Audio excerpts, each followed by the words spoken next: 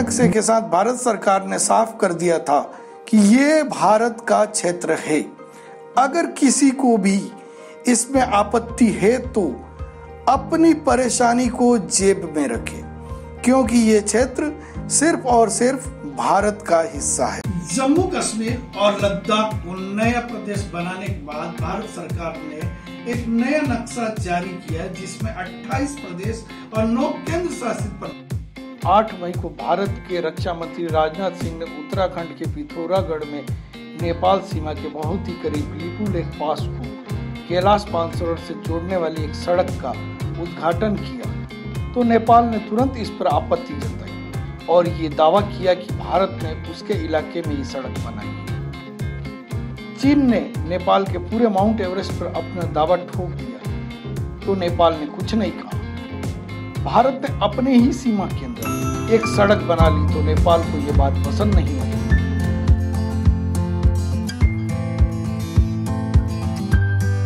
भगवान शिव, उनसे जुड़ा हिंदू धर्मावलंबियों का पवित्र धर्म स्थल कैलाश पर्वत व मानसरोवर झील के दर्शन के लिए सालाना लाखों तीर्थयात्री दिल्ली से नेपाल होते हुए चीन के स्वशासित क्षेत्र तिब्बत में कैलाश मानसरोवर और मानसरोवर झील की यात्रा करते हैं।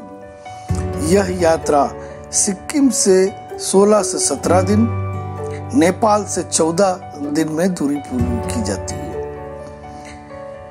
पिथौरागढ़ से गुंजी तक नई रोड बन जाने से अब ये यात्रा 6 से 7 दिन में पूरी की जा सकेगी।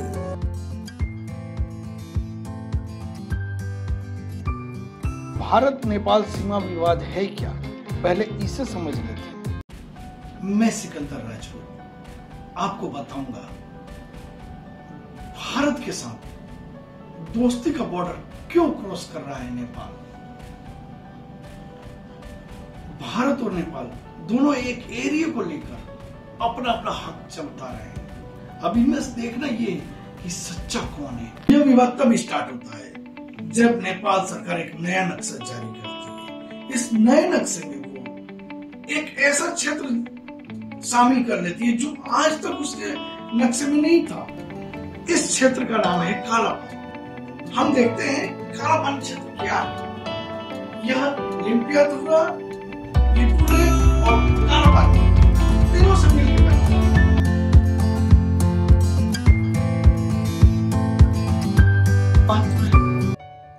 काला पानी में तीनों देशों की सीमाएं मिलती हैं, भारत, चाइना और नेपाल।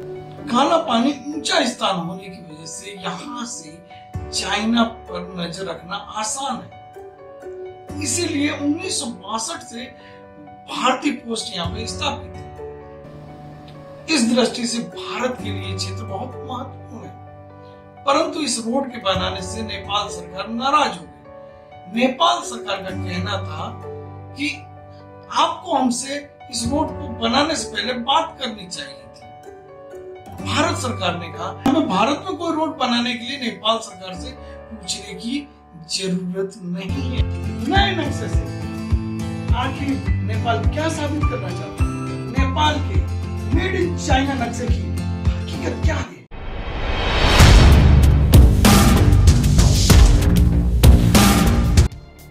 हमारी कहानी शुरू होती है आज से 200 साल पहले, जब भारत में ब्रिटिश शासन था और नेपाल में गोरखाओं का राज था। गोरखा अपना राज्य विस्तारित करने में लगे हुए थे। वो अपने राज्य को इधर उत्तराखंड और नीच पूर्व दिशा में सिक्किम की तरफ लेके चले गए थे।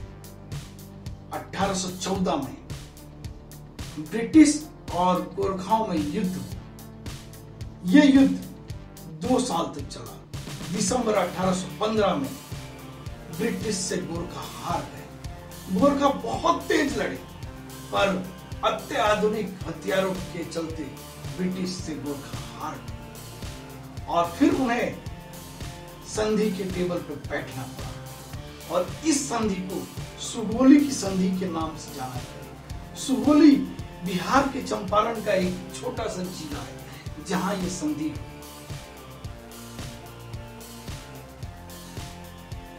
इस संधि के तहत नेपाल को दो नदियों के बीच बांटा गया है।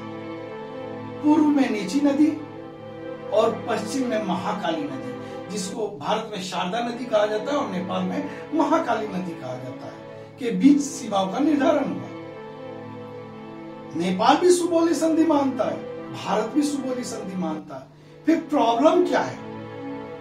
प्रॉब्लम इसके उद्गम में है। क्योंकि नेची स्थान पे जाकर महाकाली नदी के दो उद्गम स्थान हो जाते हैं।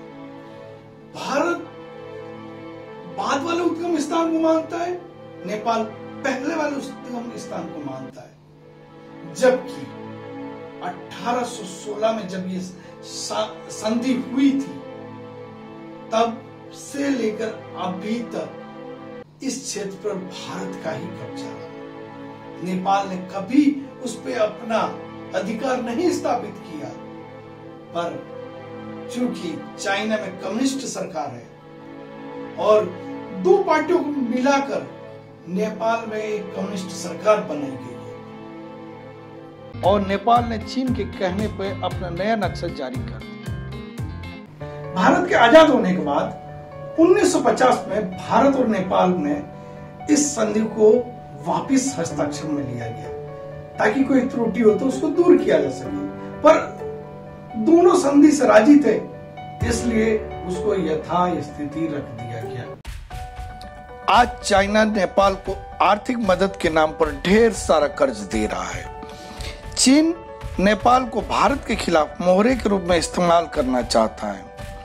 नेपाल द्वारा नया मैप जारी करना और भारतीय सीमाओं पर गोलीबारी कर भारतीय किसानों की हत्या करने जैसी घटनाक्रम से यह स्पष्ट दिखाई देता है कि नेपाल ने अपना पाला बदल लिया है और वो चाइना की गोद में जाकर बैठ गया है।